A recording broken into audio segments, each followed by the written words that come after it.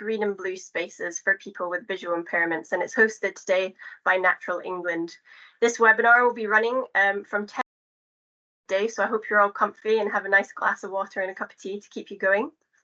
The webinar will be being recorded and will be made available online afterwards. So if you're not able to join us for the full session, don't worry, you will be able to catch up at a later date. I think Naomi has already clicked record. So just as a reminder, can you please ensure that during the presentations you have your microphones muted and your cameras turned off? If you do not wish to be on the recording that will be made available externally to the public afterwards, please don't unmute yourself or take your camera back on. At the end of the 3 presentations, we'll have a short 15-minute discussion panel and opportunity for a Q&A. So we've got 3 options that you can engage with this. The chat function of the MS Teams platform is closed, but there is a Q&A function that you can utilize. We also have the option of you being able to raise your virtual hands, and then once you're called upon, you'll be able to unmute yourself and ask out loud. Or alternatively, if it's more accessible to you, you can email any questions that you have for our panel to louise.montgomery with a Y at naturalengland.org.uk, and then I'll monitor the questions and ask the panel. If we don't get round to answering all the questions, we can take your questions away and I'll send them out with the live link or the recording once we have that all up and running on YouTube. And indeed, if there's any questions that you want to ask at a later date, I'm sure a number of our presenters would be happy to share their contact details as well. So thank you so much for joining us this morning. We've got a really great session lined up for the next hour and a half. We'll start with 3 presentations from different organisations, and as I said, finish with the discussion panel. We're also really lucky to have Kerry Frith, who'll be part of the discussion panel from Fight for Sight and Vision Foundation, if you've got any questions for her as well. So what we're going to do is we are going to start off with the first presentation. This presentation is called Creating More Accessible Green and Blue Spaces, Understanding the Experiences of People with Visual Impairments that Visit Green and Blue Spaces. And this is about a Natural England report that was published towards the end of last year, and it was a collaborative report between Research Institute for Disabled Consumers, Oxfordshire County Council, the University of Oxford, MyVision Oxfordshire, and Natural England. And we had a number of other partners that I'll touch on later in the presentation, who also had a huge contribution to this work. I'm really pleased to say this Natural England report was also awarded the best research making an impact by the Outdoor Recreation Network last month. So it's really great news to hear that this is really getting out there. First of all, I'm going to introduce myself. My name is Louise Montgomery. I'm from Natural England. I work in the Engagement, Recreation and Access team, and I've just started as a secondment in the National Academy for Social Prescribing as the National Lead for the Natural Environment. I'm now going to hand over to Anant and Anita to briefly introduce themselves, and we'll get going with the presentation. Hi, my name is Anant. My name is Anant. I'm a researcher based at the University of Oxford, and really looking forward to this webinar. Hello, I'm Anita Lightstone. I'm a trustee with MyVision Oxfordshire. My profession was optometry, and I've worked a lot with with RNIB and other organisations across the sight loss sector. I'm currently a trustee, but my role in relation to this work is to lead on the research side of the projects for them. So just as we start the presentation, the number of people who experience sight loss during their lifetime is high. We tend to think of it as a minority, which it's not. It is a minority, fortunately, but it's not necessarily people with guide dogs or white sticks. It's a lot of people, particularly as they get older, will experience sight loss, and that can be very limiting on the lifestyle they can lead, especially when you're talking about getting out to walk in places that are not, well, which we all like to access. Everybody likes to get out and go for a walk. If you can't see where you're going, it can be very hard to do that. And so we were delighted to start working with with Natural England, to look at what the barriers are, to get some sort of real investigation going into this, and then start to find ways forward. So I'd like to hand over to my colleague Anand, who will talk more about the survey itself. I think I'll jump in here just before Anand, Okay. and then I'll hand over to Anand. So this research really came about as we identified there was a gap in the work that Natural England had previously focused on around inclusively connecting people with nature. And our overall aim of the research was really to understand the needs and the preferences of green and blue space access for individuals with visual impairments. So we had 3 core research objectives that we wanted to address. The first one was to understand the current use of nature and their extent to which access meets the needs and preferences of people with visual impairments. So this included things like physical and social infrastructure that supports engagement in nature-based activities. Our second objective was to really gain insights into the local barriers and enablers that influence access and engagement with green and blue spaces for people with visual impairments. And this included things like navigation and technology use as well. And then finally, we wanted to generate information that can be used to equitably but also sustainably increase green and blue space access and nature engagement that's based on the needs and preferences of people with visual impairments. So we really wanted to have an inclusive, collaborative and informed approach to both our methods and delivery of this work. And this was primarily achieved through working in partnership for co-production and working with people who have lived experience. And a lot of I suppose the gains that we made was through to this lived experience, but also working with both national and local organisations. So just to shout out to the number of organisations that were involved at various points included the Research Institute for Disabled Consumers, Oxfordshire County Council, University of Oxford, MyVision Oxfordshire, Fight for Sight, Vision Foundation, RNIB, Guide Dogs, Disabled Ramblers, the Ramblers, Open Country and Reading Association for the Blind. Quite a mouthful of organisations there. The survey that we conducted was online and via the phone, so we wanted to make it as accessible as possible. And we had about 756 people with disabilities that responded to this survey, and it seems to be one of the biggest surveys of its kind that we're aware of. This survey then enabled us to have 2 focus groups that we were informed through the survey, and we had 13 people present in those focus groups. We explored areas that included types of green and blue space access and their visit frequency, assistance aids that people use, the challenges that they face when visiting green and blue spaces, any concerns that they had, and their navigation around these spaces with utilising technology, sound, smell, and touch as well. And this was all informed by our sort of co-production approach. So I'm now going to move on to the results. So first of all, we wanted to look at how people with visual impairments use green and blue space currently. So what you'll see here is almost half of respondents, 48%, represented in yellow in that pie chart, would like to visit both rural and urban areas. And this is from answering what types of green and blue spaces do you visit or you would like to visit. Only 26 and 24%, so a quarter roughly, only wanted to visit either only rural or only urban. We also asked the respondents if they had visited green and blue spaces which they said they knew of in the last month. So the graphs display here that visits really vary depending on assistance aids used. So in this bar chart, you'll see that it's broken down by sticks in blue, wheels in green, and guide dogs in yellow. And the overall results for the top 5 spaces are that 76% visited an urban space, such as a park, field, or playground. So that was the most easily accessible space. 54% visited grounds of a historic park or country park.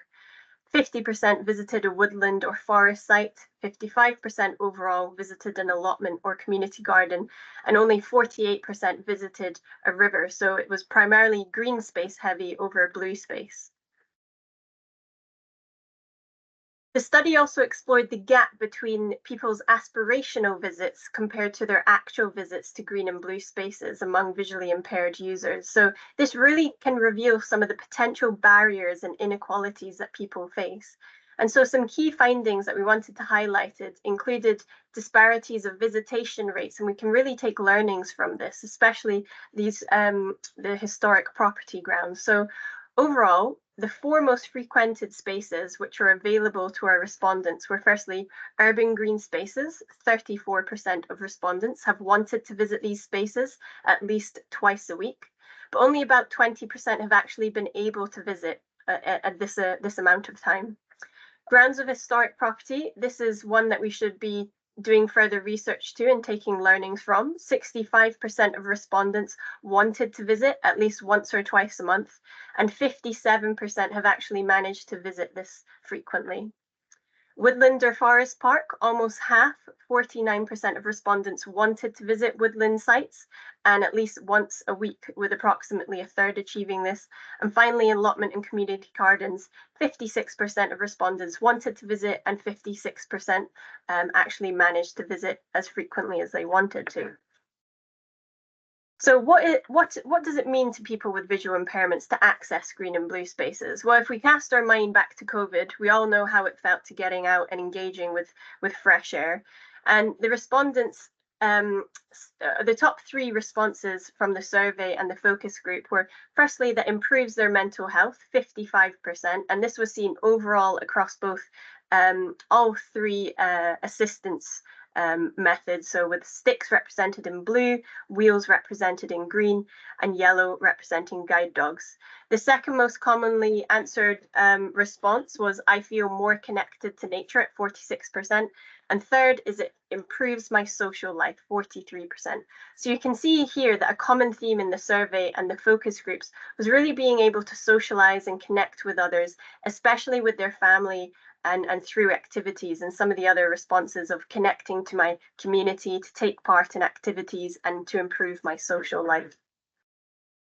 So I'm now going to hand over to Anant to talk about the challenges, implementation and recommendations before we bring the presentation to a close and start the next one. Thanks, Louise. Thanks, Anita.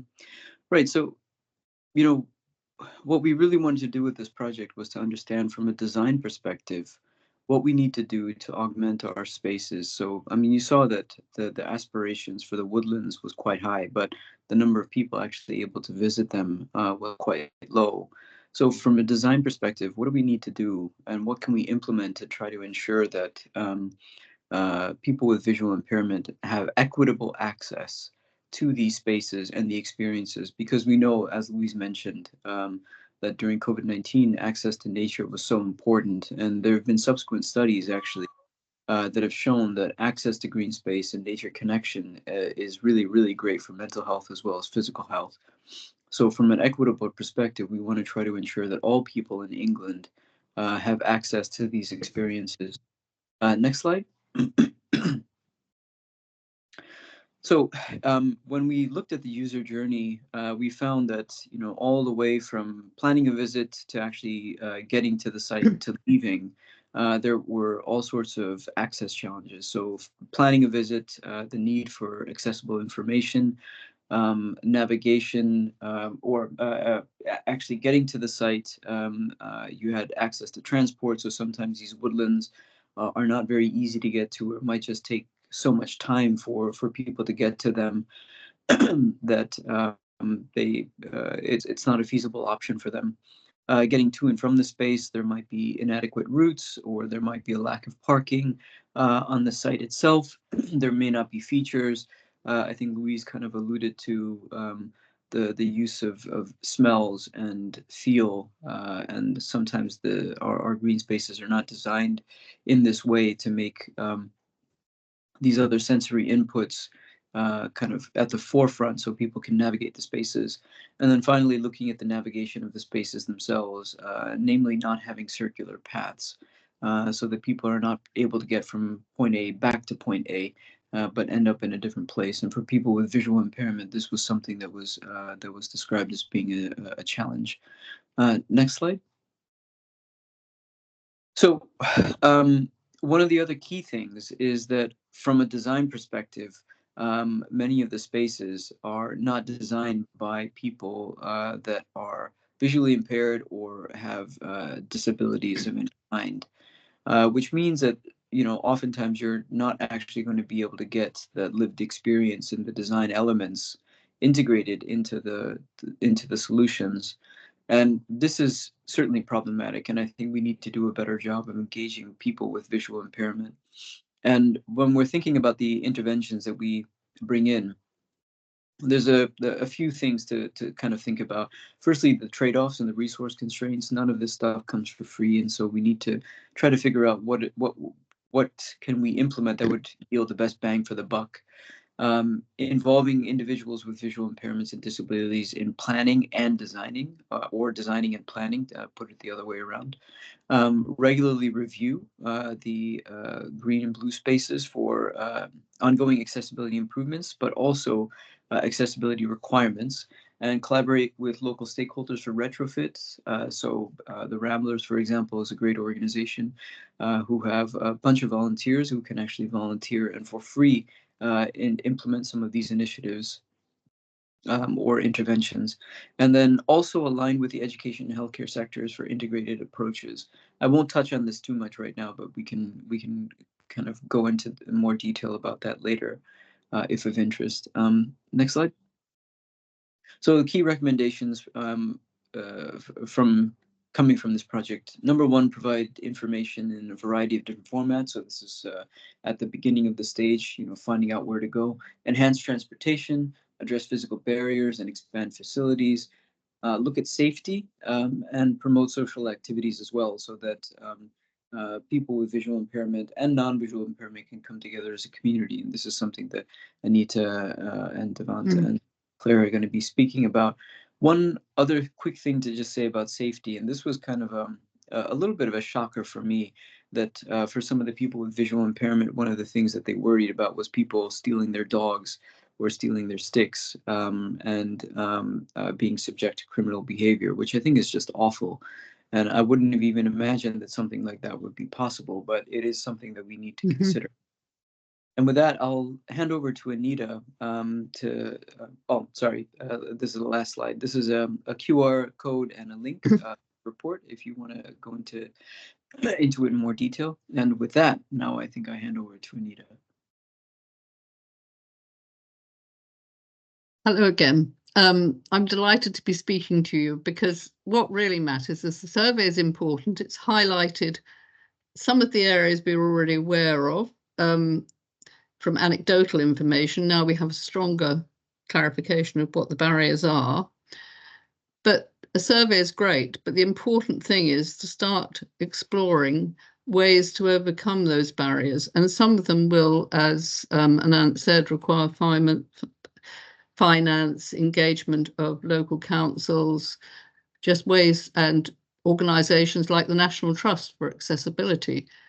But we wanted to look and start exploring how we could overcome some of the issues that have been identified, like the physical barriers, safety, and the importance of social activities and facilities, and just whether people really did feel healthier, better, and enjoyed life more when they could get out and walk. It makes sense intuitively. We wanted to explore what would happen. So MyVision, over the last year, have started working with local groups. We started with a pilot project, so just in one area. It's important because, as you can see from this slide, 24,000 people in Oxfordshire are living with some sort of sight loss problem. Now, that's likely to rise by 2032, because as people age, the risk that they will have a sight loss problem increases. And although there's improved medical treatments available, sadly, they're not a cure-all at the moment. There are no organised walking groups to meet the needs of this sector, and some of our people we've been talking to have tried walking with perhaps other Ramblers groups, but maybe members of those Ramblers groups aren't confident at helping people with sight loss, or sometimes they want to walk further or faster than other people do. And so this is the other reason behind just starting with a pilot project. a pilot project that has started in just one area and being led by our project lead for that area, who's also an engagement community officer, and he'll be speaking to you in a minute. It was getting this shared understanding, making sure people enjoyed the walks, because you're not going to walk if you don't enjoy it. And to get that insight into what is best practice for walking groups, really, so that we can start, assuming the project works, we will correct, obviously, after the pilot. We still have to have the final focus group. Areas that haven't worked so well, we'll incorporate more about the best practice and build through a year-long project, which kindly is funded by Fight for Sight and Vision Foundation, to explore further and wider and to build that strength, as well as giving a lot of more enjoyment to people who live in Oxfordshire. So I'd like to just go on to the next slide now and hand on to our community worker, and that's Devant, who will talk about what he did to get the walks off the ground and to start people walking. So over to you, Devante. He has disappeared at the vital moment. Okay, well, I will carry on. I think he's on mute. Sorry, Devante, you're on mute. If you're able to unmute yourself.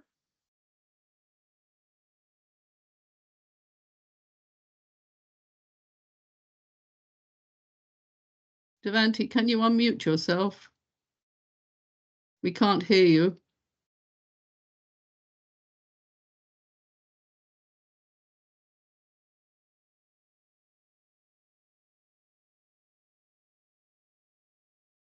Can the admin unmute? We hear you now, yes. Could you just give an outline about how you set the group up, and really just mainly how you set them up and what have been the things you thought to include in the walk, or you worked with them? Devante himself, I hope you don't mind me saying this, Devante, but he does have a lived experience of living with a sight loss. Hello, Anita. Can you hear me now?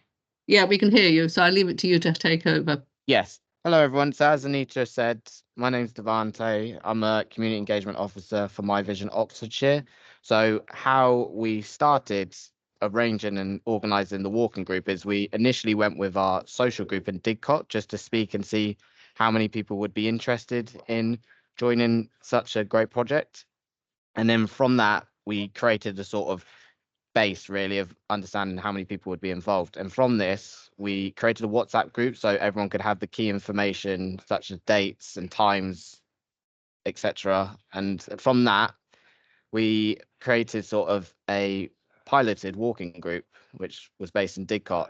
Before actually launching the group, I had to find an area which was accessible for people with a visual impairment. As a visually impaired person myself, I knew the sort of challenges when going out and about, public transport, etc. So we chose somewhere that was quite local and good transport routes. So this was a park called Ladygrove Park, which most of the members in the Didcot area were familiar with, but may have not had the confidence to go to. So this is one sort of reason why it just shows how good a walking group can be for people with a visual impairment to gain confidence and independence in an area.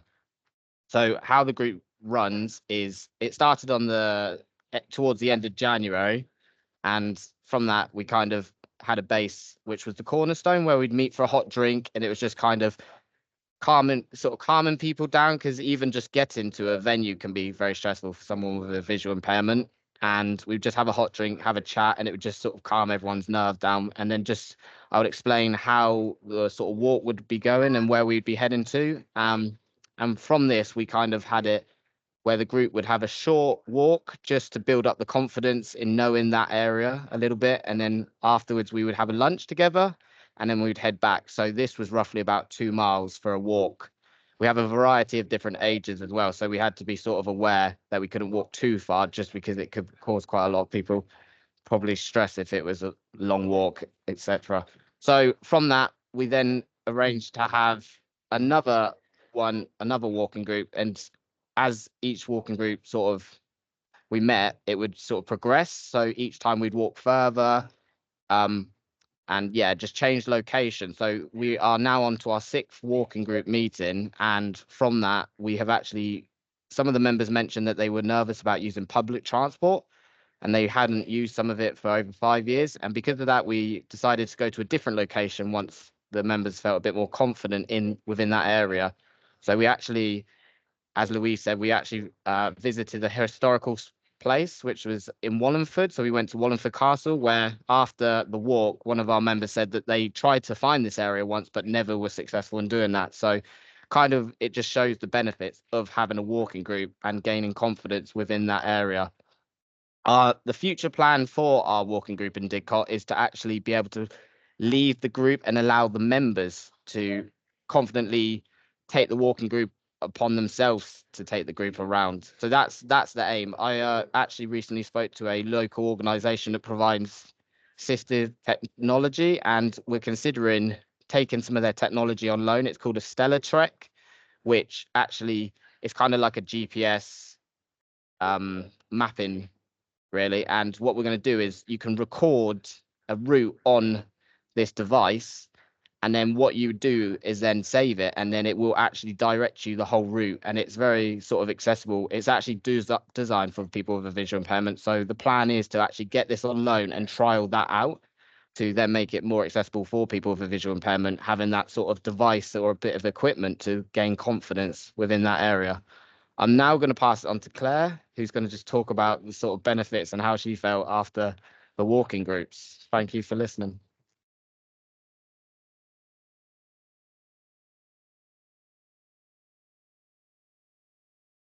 Hello. Yeah, thank you, Devante. Before I talk about the walking group, I just wanted to put a bit of context about my own experience of sight loss, because I think it's quite relevant. So I'm a retired mental health nurse, so well-being is built into my psyche. I've got a 2.5-year history of sight loss. I was registered as sight impaired in October 2022. I reason that I probably had sight loss that predated that, to be honest, because I'm unfortunately one of the victims of COVID. My diagnosis was delayed by a year because COVID closed the NHS. So by the time I was diagnosed, I'd already lost the majority of the sight in my right eye and some peripheral vision in my left eye.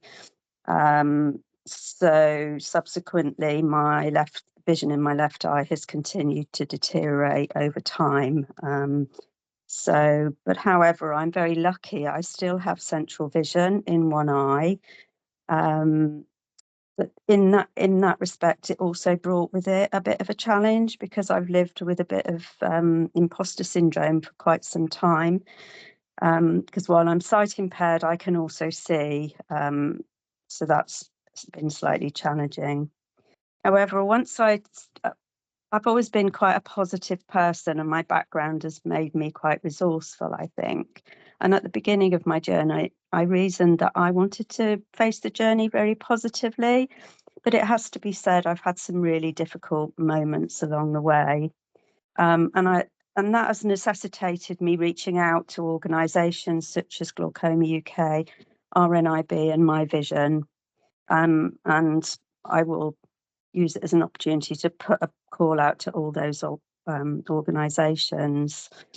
And it's also been really important for me to be able to learn to adapt, but also to grieve the losses that have come with the reality of living with sight loss. Indoors, in my own house, I rarely remember I've got a sight loss problem, but outside, walking about outside, and also if I'm anywhere where there's large crowds, I feel extremely vulnerable and struggle. When you don't have peripheral vision, what you can't do is predict how the environment is going to work. So I frequently walk into people, trip over things, and prior to my diagnosis and without me knowing, I'd even started getting lost in my own environment, trying to go to bed in the dark, but getting myself in a pickle because I couldn't find where the bathroom is. So when I look back, I think the biggest problem for me was loss of confidence. Loss of confidence as an independent woman, being able to negotiate my environment outside of my home. And I am aware that I actually started to become a lot more reclusive. And also when I was out, I slowed down. I used to go everywhere at 90 miles an hour with a purpose. And I became very unconfident, and things like crossing the road became really quite scary for me. A lot of that sort of started to improve once I was given a long cane and I started to build my sense of confidence back, but I continue to feel vulnerable out in the big wide world. It has to be said, although if you speak to anybody that knows me, they probably not know that that was the case. I discovered the activities that were being provided through MyVision when I met Devanti at a Glaucoma UK support group, actually, and joined the social group. And subsequently, that's opened a world of a range of different activities to me. And that particular group has become an extremely important part of my life. It's definitely opened up my world, and it also allows me to participate in a lot of really fun activities. For a newly diagnosed disabled woman, and I have gone from somebody who was extremely confident, I was a nurse manager, so I was often the person to be organising things. For a newly disabled woman, my aim in life is to live well with my sight loss and to live as normal a life as possible. There is obviously barriers to that. But what better way to do that than to become part of a group, the walking group, and doing something that most people take for granted, to be able to just walk out of your front door and walk and enjoy the environment around you, enjoy the sights and sounds of where you are. Sorry, I've made myself notes. So the walking and talking, what I would say about having joined the group and being part of the group, I've been part of the group from the beginning.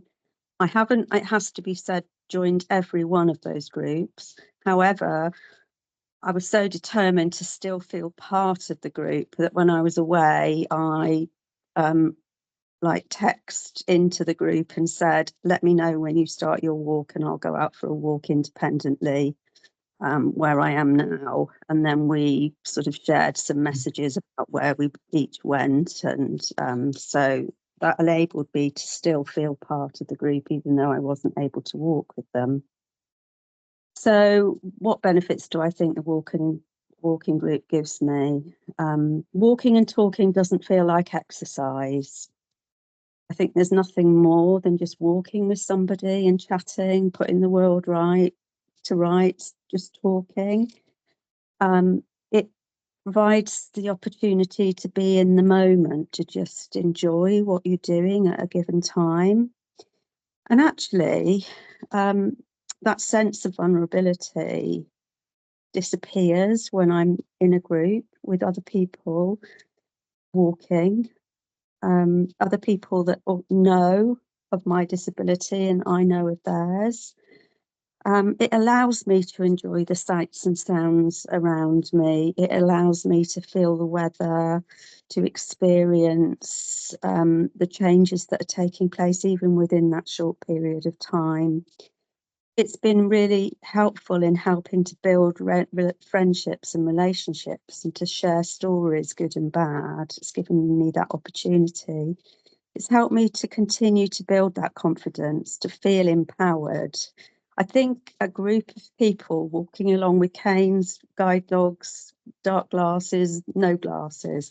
It's actually really empowering because it gives a really strong message to people that you pass that, you know, we're doing this and we can do this like you're doing it. It provides a sense of achievement. It's always nice at the end of the walk to feel that you've just done a walk, you know, particularly if you're not walking a lot in your day-to-day life. I think it provides a reason to walk. It's been a safe space, and it's a safe space where people look out for each other. I think it helps with things like orientation. I think Devanti touched on the fact that we didn't all know the area, so we're learning sort of new areas where we could go to walk. I think there's a lot of research that says that we benefit from being out in the fresh air, being around nature, being around trees, being around all sorts of things. And it allows us to enjoy that experience, to enjoy being within nature. And I just wanted to end really by saying that the benefit, I've touched on it a little bit, walking with other people with visual impairment and being part of a visual impairment community. I found that immensely empowering. We offer each other mutual support. We look out for each other. We help each other navigate the environment and open up more opportunities and places. So because I do have central vision, I can support somebody that doesn't. I can tell them about obstacles as they can advise me that somebody's coming from behind me and to be careful. And I think the primary thing is that anybody, disability or otherwise, has the right and need to enjoy life, to enjoy being with people, to enjoy company and to have fun. And I think that the walking group, for me personally, has offered me all of those things. And I think it's also important to note as well that it's not just about the walking. I think we often, not always, but we've often ended up in the pub afterwards, having a meal and a drink and continuing that social contact. And that's been a really lovely part of the walking group as well. So I think I'll end it there. Thank you. Thank you so much, Claire. Just to add on the end that this group has already obtained a reputation across Oxfordshire for what it's doing. And Devanti told me the other day they've got somebody who wants to drive an hour to be part of it, but his wife will do the driving, but they'll both be part of the walk. So that just shows the impact it's starting to have. As I said, thanks to the funding for take this project out for a year, which is what we want to do to really build a strength and find out more. We're going to be working across Oxfordshire. We're going to have bases in East Oxford, Abingdon, Banbury and Witney, where there'll be similar groups set up, adapted to meet the needs. And our ultimate aim over the course of the year is they become self-led, that much as we will have sort of Devanti's equivalents. We could sort of always clone him, but probably not, to lead the other groups. And it'll be very exciting to see how they build and to get further understanding from those groups about the projects. It's something that we will be monitoring and watching carefully and learning from. As I say, we still have the final focus group to go through for the pilot group. Claire was talking about the amount they walked. What none of us has said is they started in January. Now, we all know January isn't the best time to go for a walk. They have walked, come rain, come shine. I've been out with them a couple of times, and very fortunately, those have been on dry, sunny occasions, but it doesn't stop the group walking. And I think that shows how important it is. And Claire outlined the social side of it. They seem to start with a coffee and end, as she says, sometimes in a pub. But that's great. That's what we all do. So let's come on. It's just what you do when you go on a walk. Well, that's what I do when I go on any walk. So it's a great way. And certainly we're getting very positive feedback. And I think Devanti would echo that we're getting the positive feedback.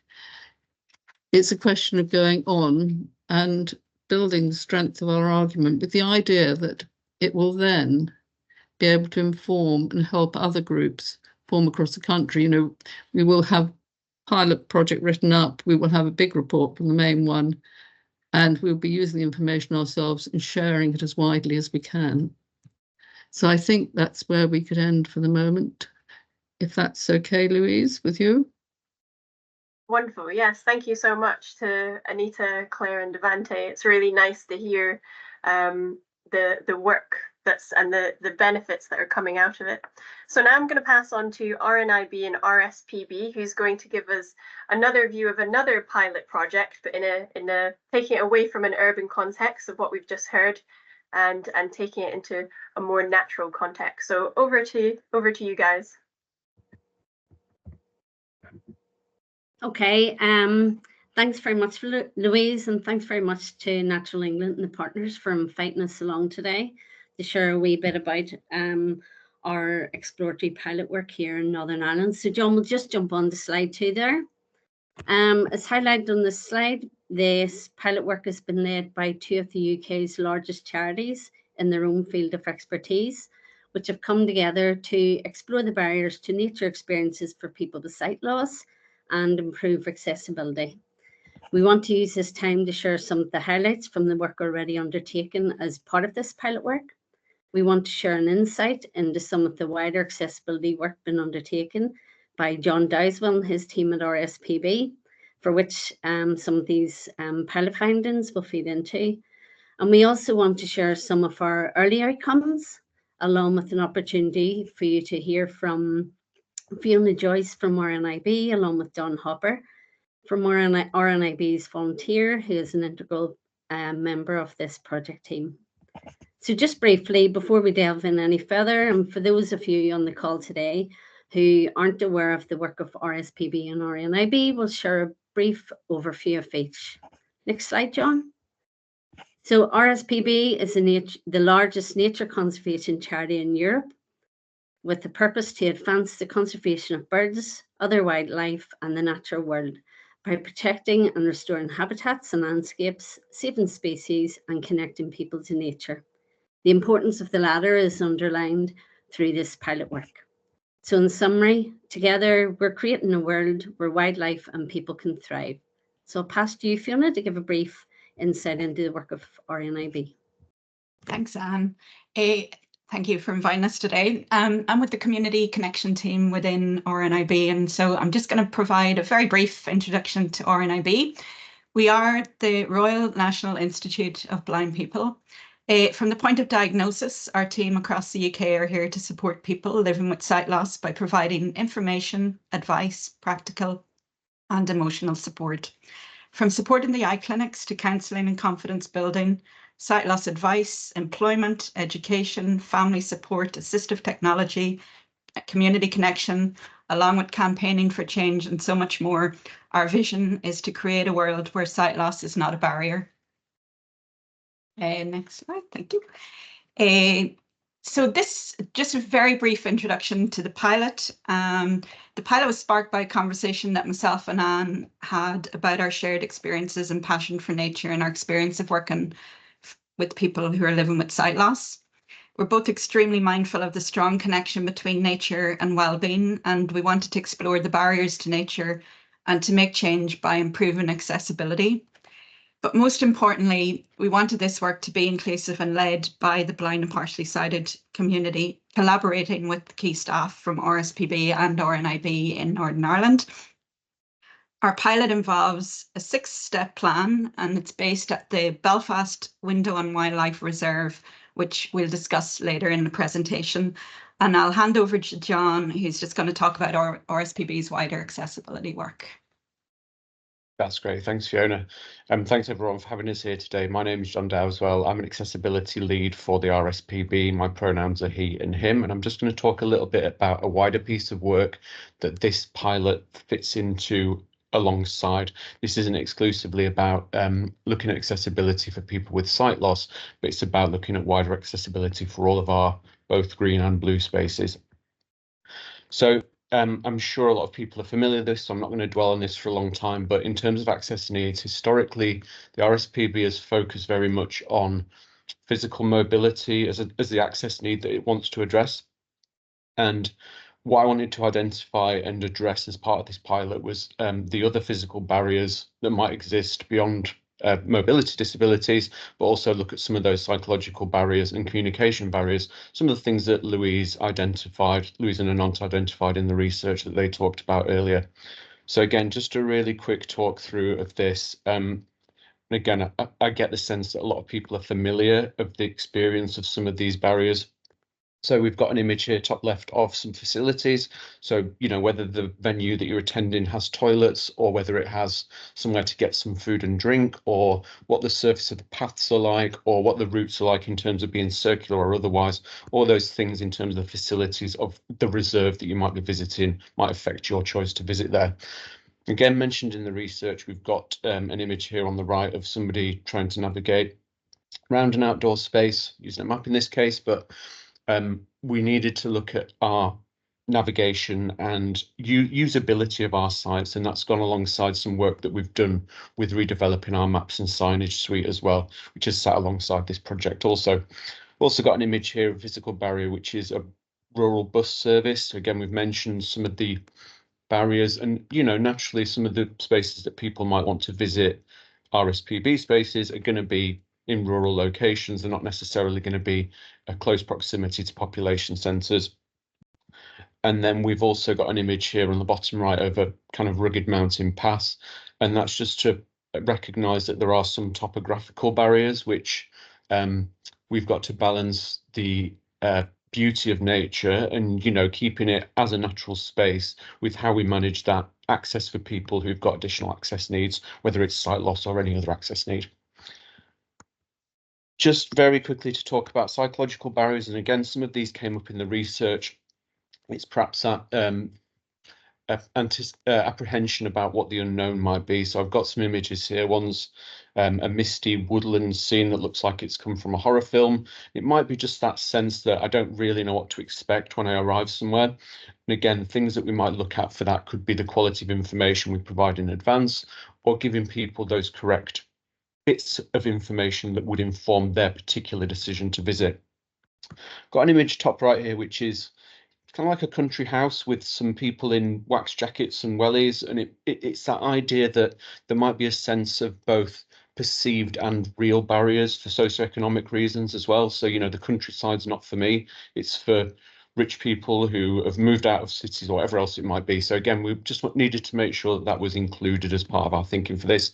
And then the bottom two images here, we've got a rather unfriendly looking cow that's got big horns, and we've got a fork in a path here. And again, it's about managing that expectation of what people can expect in advance of their visit, so that when they arrive, that expectation is met and they feel comfortable and confident with what they find and what their experience is there. And we also wanted to think about how we communicate this to our visitors, both in advance and on arrival to our reserves. I've got some images here that represent that. So in advance, we've got an image of our website, which has undergone some changes recently, which have been a bit of a challenge and a barrier to the ideal situation that I would have liked in terms of improving our quality of information in advance, but that's a longer story.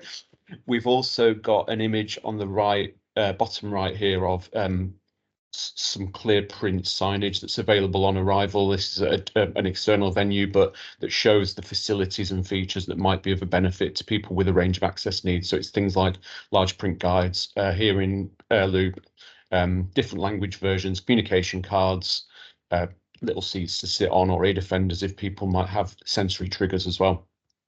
We've also got at the top here a picture of a hearing induction loop, and that very much links to that point I was just making there. It's not just having the facilities, but it's letting people know that we've got those available, and this applies to any action or implementation or measure that we're going to take to improve accessibility.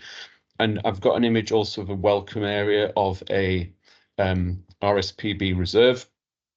And this is to represent the idea that we need to equip our staff with the knowledge and confidence to be able to welcome people with any access need that they might have, including sight loss. That came out really strongly, as I'll talk about in just a second. So What we did as part of this, and this is a really condensed overview of this, I'm happy to field any questions about this later or after this webinar as well. If anyone wants any more of the detail, there's a lot more to give, but I was just conscious of the time we had today. But what we did was split it into 2 key phases which have been delivered so far. There is going to be a subsequent phase, at least one more, but what we've looked at so far is that quality of information that's available both in advance and on arrival, and making sure that's standardized across all reserves so that people get the same experience at their local reserve as what they do when they might be traveling somewhere else on a holiday or traveling further afield from their local reserve. We looked at providing access contacts at each reserve. So again, this would be for collation and provision of access information that we could provide digitally. It would also be so there would be a single point of contact for when people both arrived or phoned in advance, for example, to find out about what our facilities were.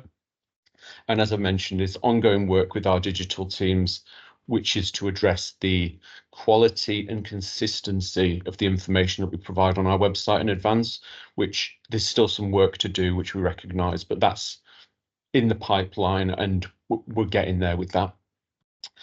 The phase 2, which I'm going to talk about in a little bit more detail today, was the changes that we made at reserves, and this is where the crossover with Belfast Window on Wildlife comes in. This is a lot more detail than what I've got on this slide, but we talked about, well, I designed in collaboration with the reserves that were chosen for the pilot sites. We designed some quick guides, so there was, I think, around 12 measures which reserves could do, and it was things like creating easy read guides, creating photo or video guides that people could access in advance, producing documents in different formats, whether that's language formats or different digital formats, different physical formats such as large print. There was lots of measures that they could choose. Just on that quickly as well, the reserves that we chose deliberately were a cross-section of different types of reserves based on size, level of facilities, proximity to populations, ease of travelling to from by public transport or other means, and what the wildlife spectacle and wildlife offer there was. So, you know, we didn't want to just have wetlands. We didn't just want to have woodlands. So we tried to choose a variety of different reserves to give us a snapshot of a representative cross-section of the RSPB estate. I've just got a caveat in here that is we had to look at things that were low and no cost, because I've just got a very modest budget for this. This was essentially proof of concept to provide the organisation with confidence that we were making decisions based on evidence rather than me just saying, yeah, great, this sounds like a good thing to do, let's go ahead and do it.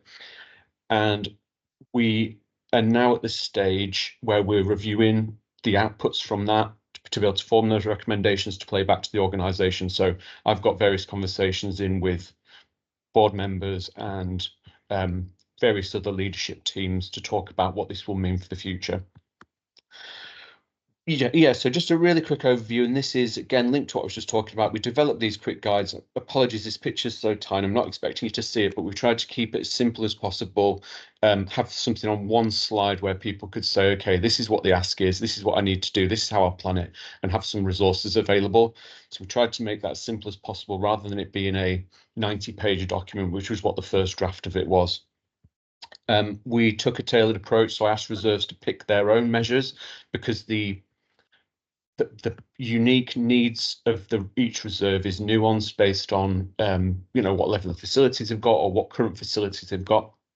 So I asked them to pick the measures themselves, and it was done in a consultative way. So yeah, all the way through, both from designing the quick guides, deciding what approach to take, and also some direct support from me, which I attended all the reserves that were involved and gave them some support on the ground in a way that helped them to deliver these changes.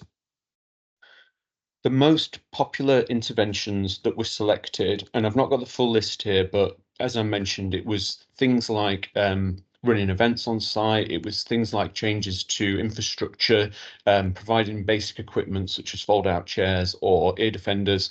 The things that were most popular throughout our reserves, and every single reserve in fact picked training to build confidence and ability in our workforce. So that's identified for me a massive gap where there's huge enthusiasm in the organisation to make some change to improve how we're able to welcome visitors with different access needs, but they just don't feel equipped to do that. So that's, for me, a really key thing to take away and learn from this. And that's what some of the changes are going to be in the recommendations that I'm going to be making. The other popular ones were photo and video guides and awareness of our offer. So, making people aware both in advance and on arrival what it was that was available to them to support them, whether that's cited guides or different formats of information, or suitability in advance based on things like whether there's toilets there or how far the trails are or what the routes look like, all of those things. Really quickly, and this is just a tiny snapshot, I've got a lot of detail again in terms of the qualitative data analysis that we've done here, but what we asked reserves to do is to rate themselves in confidence and ability to welcome visitors as 2 separate measures with different access needs. So your ability to welcome visitors might be based on more than just your confidence. It might be based on, I don't know, there's a mountain in the middle of this reserve, so it's difficult, we can't really take that out. But confidence was based on your knowledge and awareness of what might be helpful or support people with different access needs. And I just wanted to call out this particular figure. So we did this against a lot of different access needs. So we've got on this slide physical disability that affect mobility and sensory disabilities, including sight loss. But we did it across things like mental health, neurodiversity, other physical disabilities that don't affect mobility. I can't remember all of them, but yeah, quite a lot of different things. I didn't want to put a graph that you couldn't see any of the detail on here, so I've just extracted this, which was our before and after scores for physical disability were high before and high after, so this is rated out of 5, which just reflects the fact that historically we've looked a lot more closely at how we make spaces accessible for people who are wheelchair users, for example. Our sensory disability before score was much lower. It was 1 at most places, but we've got an average across the reserves that we used of 1.4. And I appreciate there's still significant work to do here. In terms of the change that we saw here, the after score was 2.8. So we've more than doubled both our confidence and ability to welcome visitors with sensory disabilities. And Belfast Window on Wildlife is one of the main reasons why we've done that. I'll hand over just very shortly to them.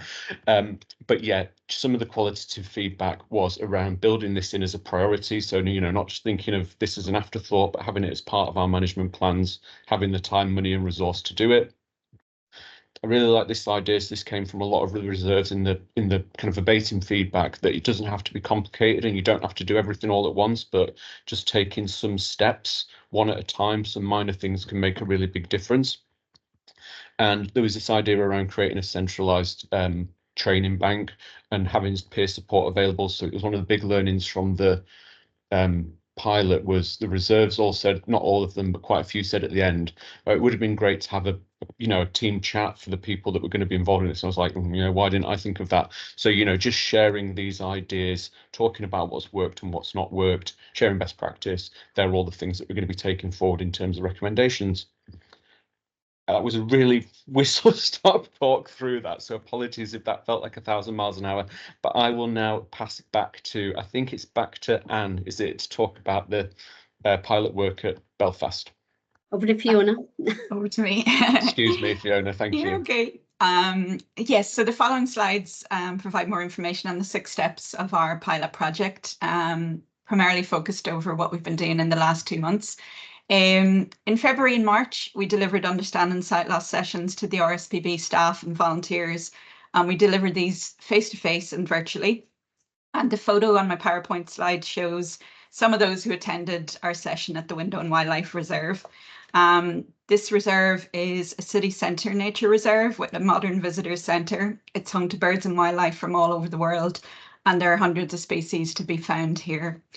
And the next slide, we were also invited to Rathlin Island Reserve, and this photo shows Johnny, my colleague, and Peter from RNIB getting on the ferry on their way to the island.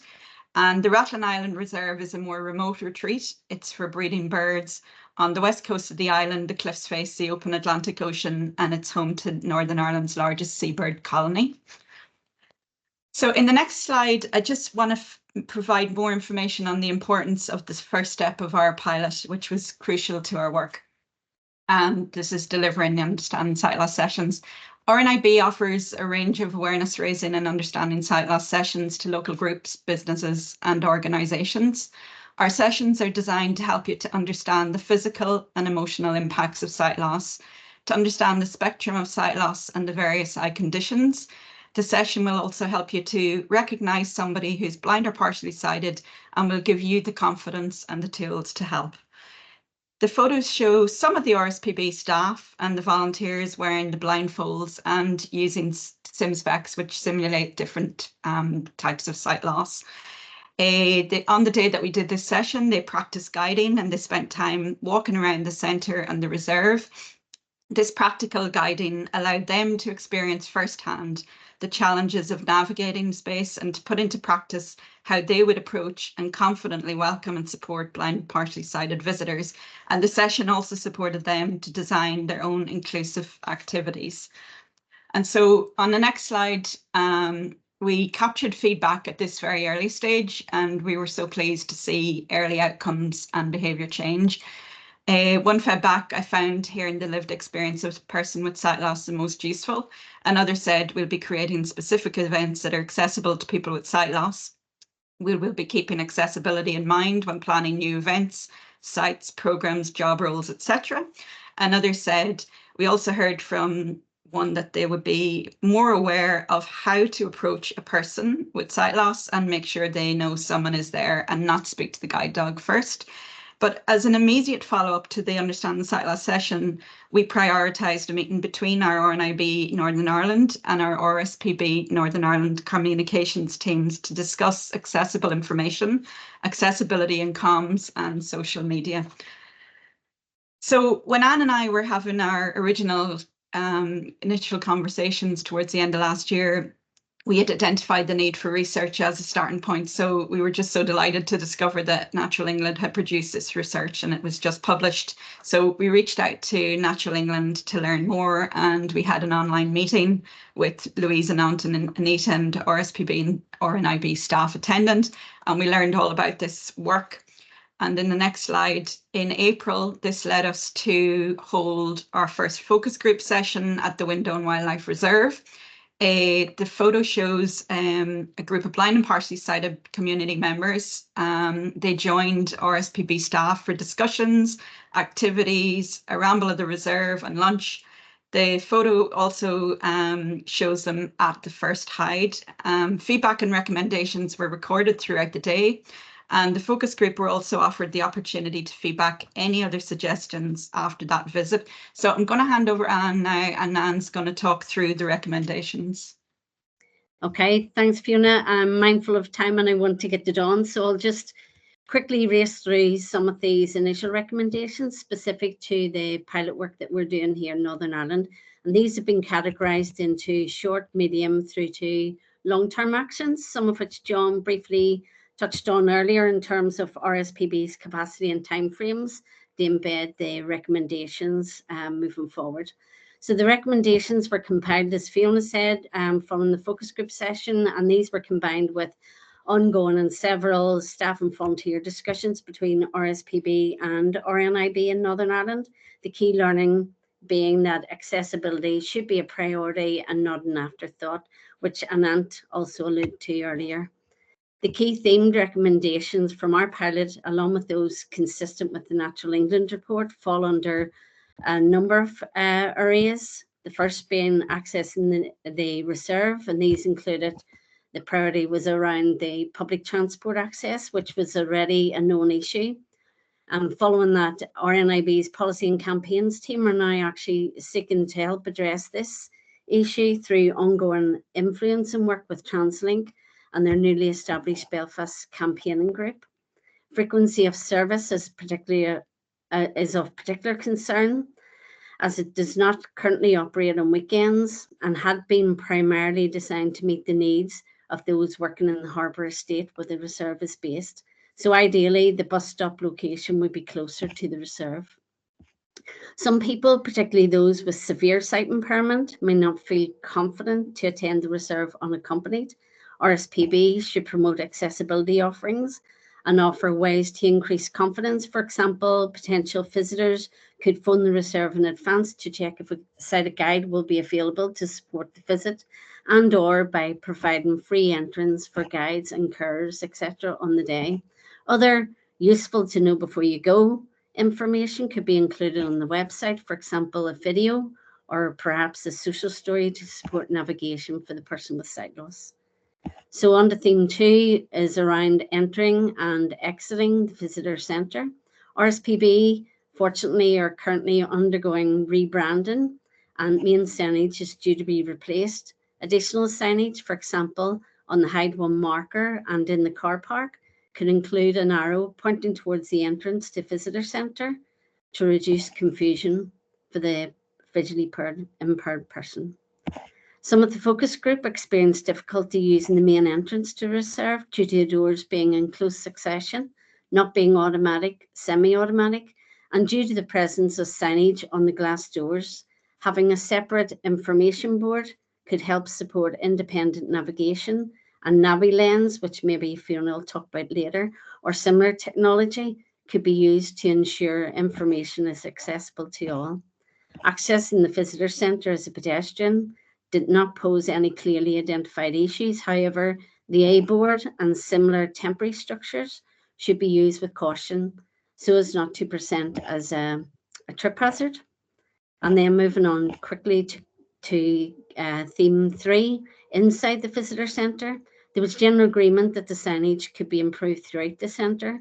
This may include larger signs, tactile signs, embossed and or braille, and signs with greater colour contrast.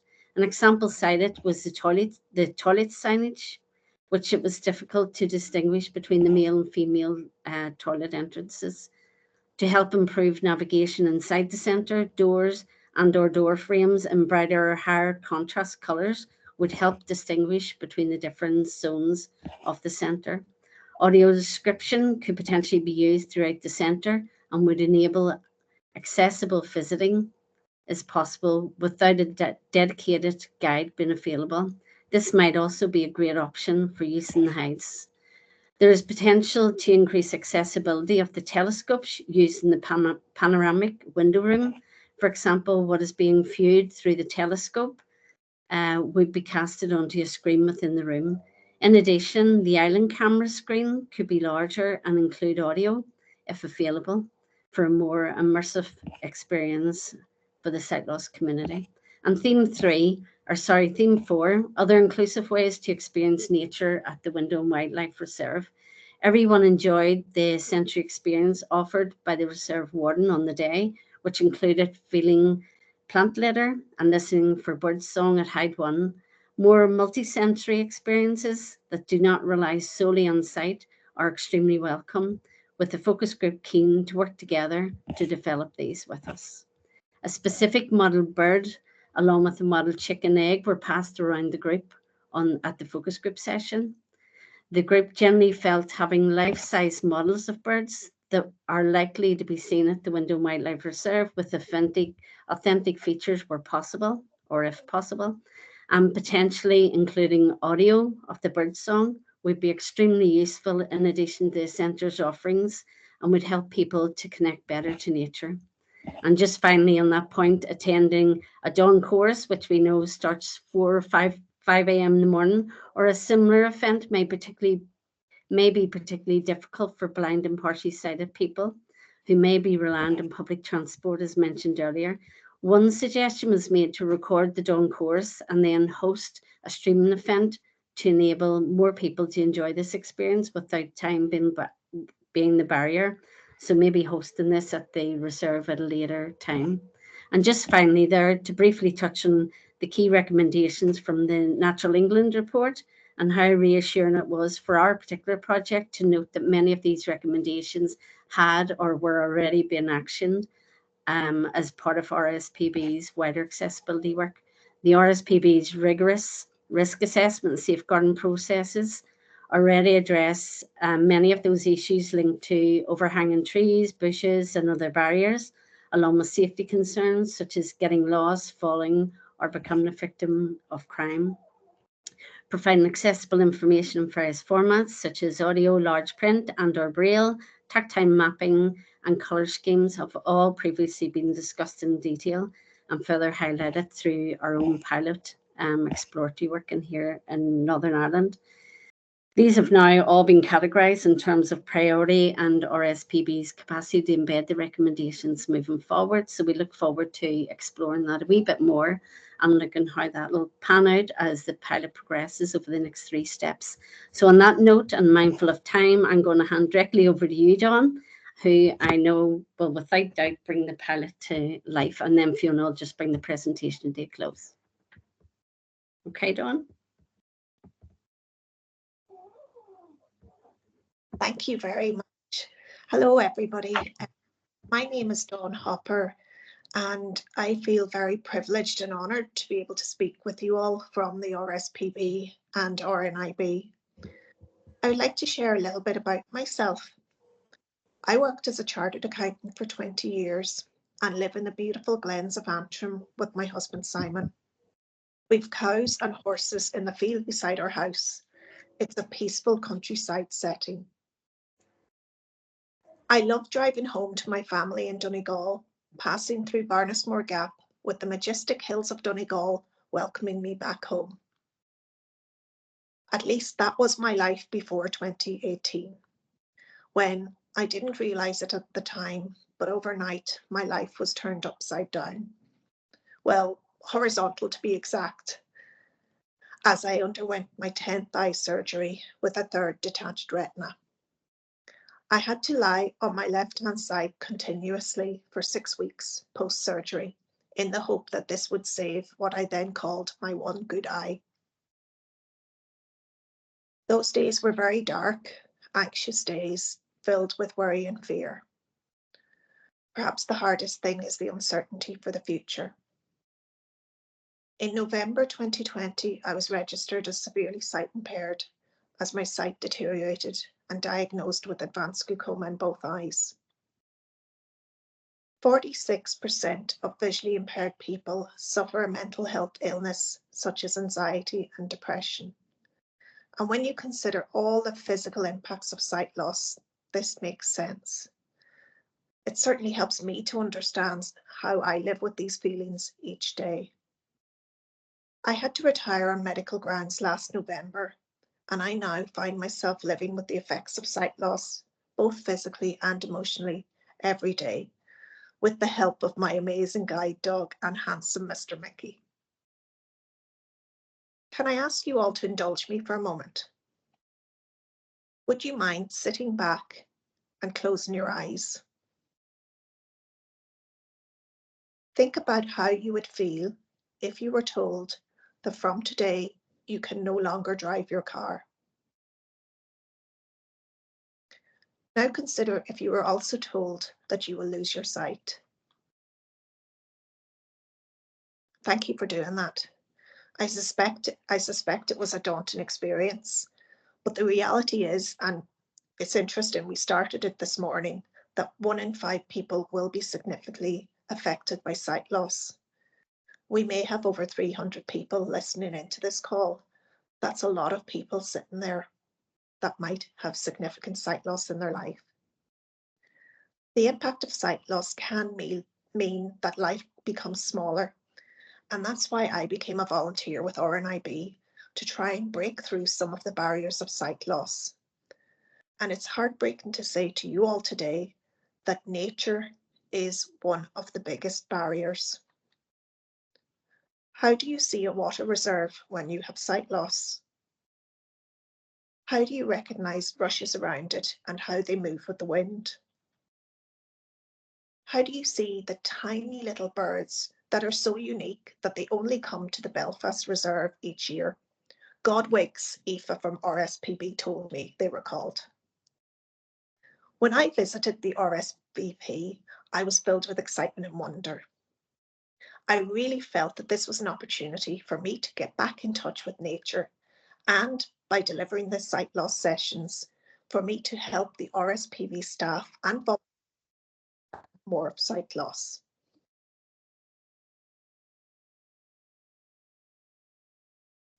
The staff greeted us with absolute enthusiasm and passion. After the sessions, Mickey and I walked down to the Hyde. It was an experience I will never forget. I felt an overwhelming sense of grief and isolation. It came over me like a wave as I stood looking through the window.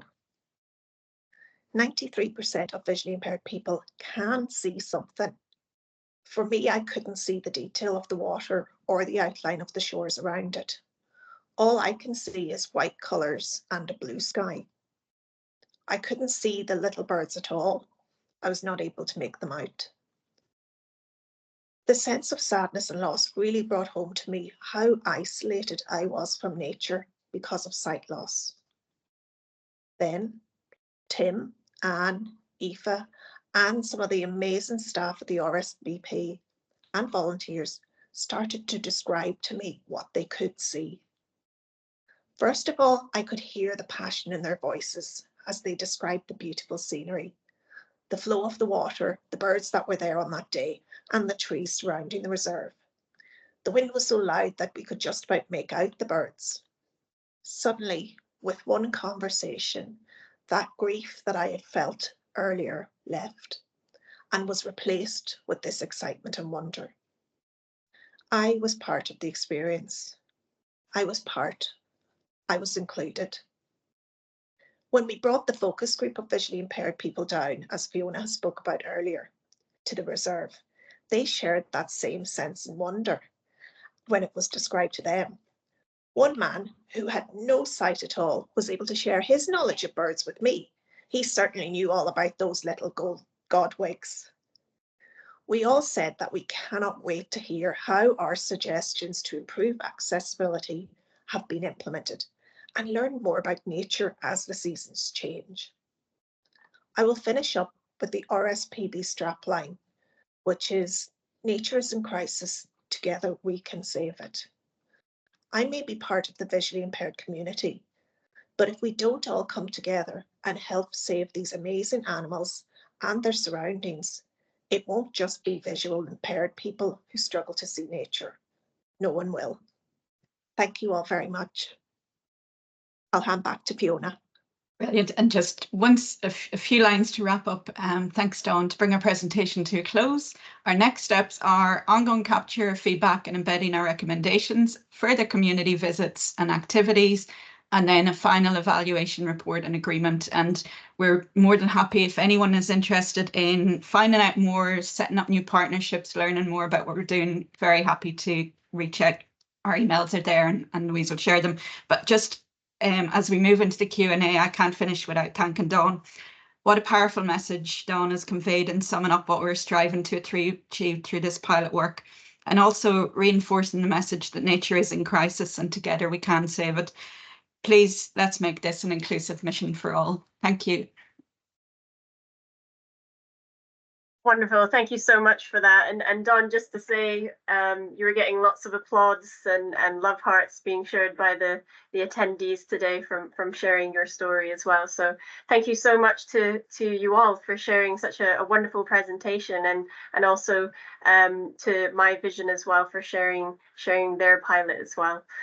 So I'm just going to quickly flick up a slide to remind everyone how they can engage with the Q&A section. We've just got about 10 minutes left.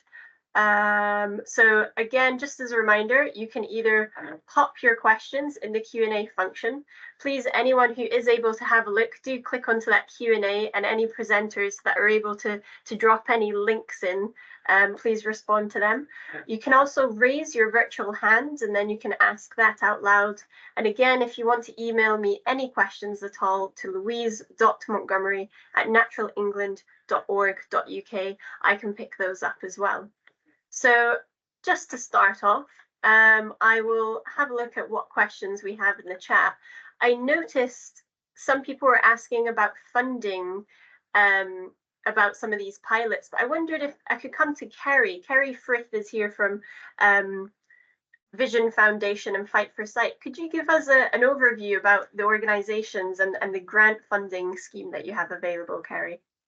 Hi, yeah, of course, and thank you so much. It's really been great to listen to these presentations and just what wonderful work. And I know that we are funding MyVision Oxfordshire as well, which is really fantastic. Yeah, so I'm a program manager at Fight for Sight Vision Foundation, and we're a grant-making organisation, we're a grant-giving organisation. And what we do is we want to fund projects that ultimately improve the experience of being blind or vision impaired in the UK. And we're currently, as part of our social change kind of grants focus, we're currently focusing on tackling loneliness and isolation within the vision impaired community. So obviously, you know, all of this is such a big part of that. And we commissioned some research and that, you know, engaging with nature and being able to access nature has really come out of that. So we do have sort of several funding rounds a year, and that focus on, well, that we'll be focusing on this cycle, tackling loneliness and isolation, and they will be national funding rounds. And we're planning to hold another one in July. We don't kind of have the exact criteria and things firmed up yet, but if you keep an eye on our website, the call will go up there, and you know, very much we would welcome some applications from some of this pilot work.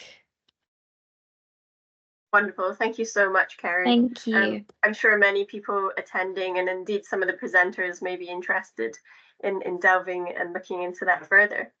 I'm just going to flick onto the Q&A section here. If anyone does want to email me or raise their virtual hand, you can come off audio and also ask the questions. Oh, we've got someone that has popped their hands up. So I will go to the first person, Trevor Jones. Do you want to come off mute and ask your question out loud? If you're able to do so. Has that come off mute? Hi, Trevor. Yeah, we can hear you loud and clear. Oh, right. I'm area chair of the Ramblers Bucks Milton Keynes area, and a lot of the aspirations that have been described today are very much within the Ramblers organisation of their objectives and vision for the next few years. So I would reach out and say, include the Oxfordshire Ramblers area, reach out to them. One of the big things that I know walk leaders have is a big reserve about how they can support anybody who's visually impaired, to the point where they would say, no, you've got to bring along your own helper. And I also volunteer as a walk leader, walk support with Bucks Vision, visually impaired group. And there really is nothing to be problematic about as a walk support person. So within the Oxford initiative, reach out for the group. And another thing on circular routes, for anybody who may know the Ordnance Survey website, they have a whole list of walks, and you can put in one of the parameters of circular walks. Unfortunately, the walks themselves do not, whether there are obstructions, whether there are styles, difficult styles, or all kissing gait, but over time that could be developed. That's all I want to say. Do you want to come back to Trevor on anything? Could I just Thanks, quickly Trevor. say, yes, we are in touch with the Ramblers in Oxfordshire. I'm delighted to say they're joining us on a walk in September when we're going round a lake. Well, it's a reservoir. But yeah, thank you for bringing that up, and we'll certainly make sure we build that contact. Brilliant. I'm now going to invite Helen Littlejohn to come on and ask her question, please. Yeah, I just wanted to share, I work for Forest England and I'm active forest coordinator. I just wanted to share what we've done here and what's happening at Weston Burt Arboretum over in Gloucestershire. So I've developed a sensory walk here. Weston Burt have visually impaired guides, and they have a guide, another guide that is sighted that takes them round, but they lead walks for sighted people. So you've completely flipped it on its head, and it gives those visually impaired guides that confidence that they can contribute to the to the forest. So it's something I'm looking at here. So I'm just really fascinated about Dawn's story. So I can happy to share details about how the project runs there. Thank you. Thank you so much, Helen. That's really great to hear. I will now invite Jane Manley to ask a question or share any thoughts.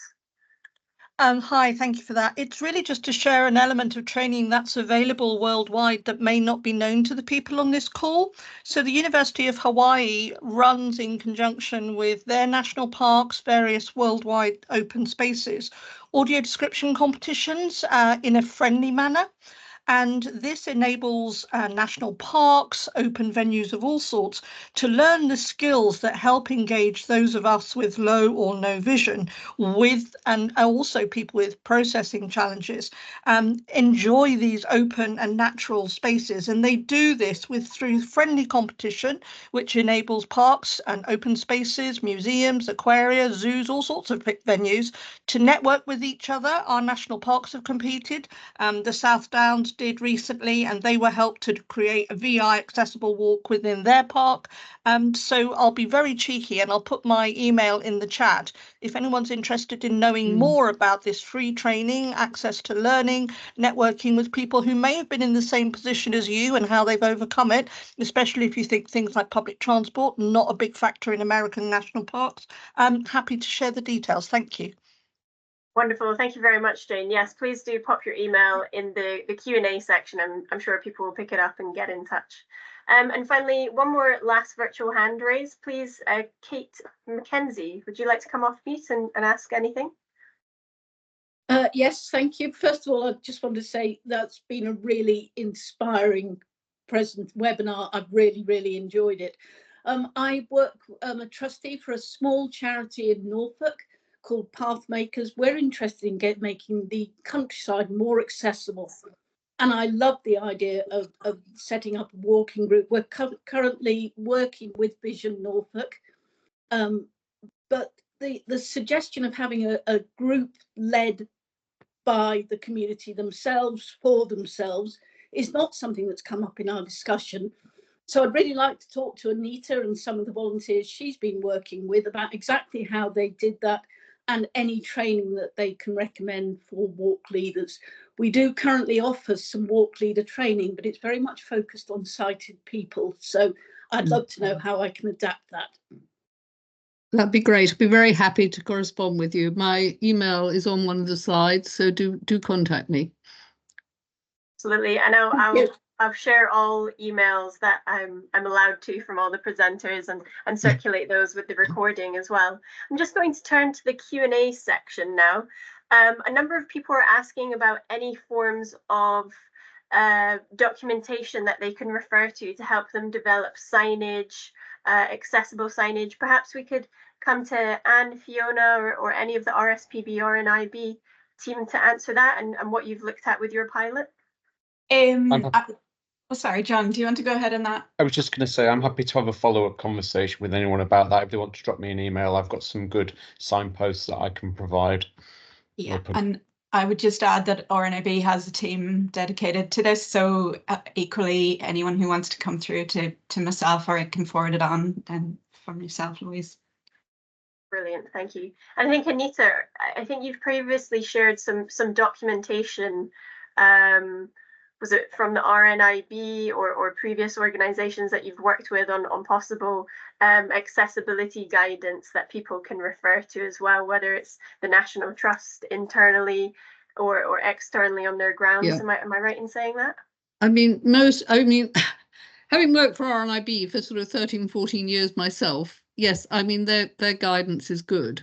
And it's probably their guidance I've adopted for my work with MyVision, and certainly MyVision will have guidance on their website. It's not hard to make it accessible, really. I don't know whether the lady from RNIB would agree, but it's not. Once you understand what accessibility is. And when I worked for them, our favourite phrase was big, bright and bold. Well, make sure you've got good contrast, good size. But you need to be aware that some people have what we call a visual field restriction. They can't see very wide. So you need to make sure that it's accessible for them, but there is guidance there, and it's good guidance. And Louise, if people want to come to us, and if we felt that it was possible to do a follow-up session on just this subject itself, I'm sure I could reach out to some of my colleagues within RNIB's team. Brilliant, brilliant. I'll just turn to Anne, because you've got your hand up, and I'm not sure, Dawn, did you pop your physical hand up to say anything, or was that a stretch maybe? If you want to come in, you're more than welcome to as well.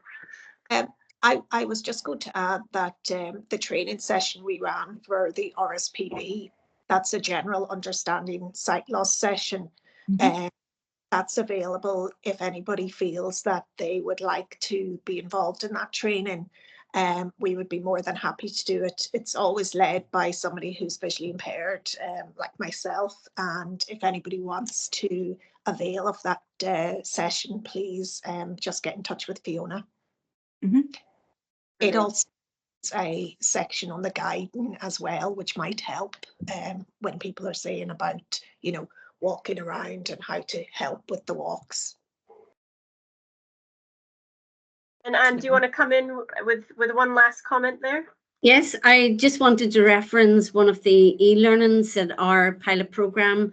Quite a few of our staff across Northern Ireland have already completed an e-learn that was developed through RNIB, and it's sight loss for employers and work colleagues.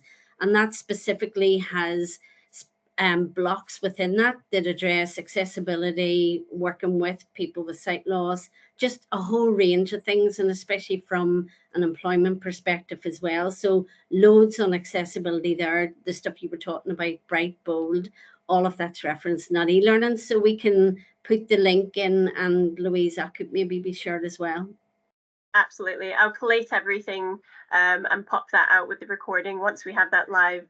And Pippa Langford, who's in Natural England and also co-chair of the Outdoor Recreation Network, has also signposted to the Paths for All that have produced the outdoor accessibility guidance as well, and other guidance. So they're currently being updated by all reasonable means, and that should also be out later this year. So I'm sure there'll be lots of different pieces that people can refer to in adopting some of the recommendations. Well, thank you so much to everyone who has joined today. A huge thank you to all of our presenters and our panel. I'm sorry we didn't have much longer for the discussion, but an hour and a half is probably long enough, and people are probably edging to have a cup of coffee and maybe get out and enjoy some of the sun. Just one last thing, if anyone is interested, either individually or your organisation, would be interested in joining a network on accessibility in nature, please do feel free to email me at louise.montgomery@naturalengland.org.uk with the subject title Join Nature Accessibility Network. We're just trying to scope out whether there's interest at the moment, so it's not necessarily definitely going to go ahead. But please do note, if you do contact me to join that network, your contact details will be shared with partners who may be involved in the network as well. But anyway, once again, thank you so much for everyone attending this webinar today. I hope you've all enjoyed it, both presenting and attending. And I'll be in touch soon with some responses to some of the questions, collating email addresses from our presenters, and then responding to any questions that we didn't get round to answer. Have a lovely day, and I'm sure we'll be in touch with you all again soon. Take care. Thanks, everyone. Bye. Bye. Thanks, Bye-bye. everybody. Thank you. Bye. Bye.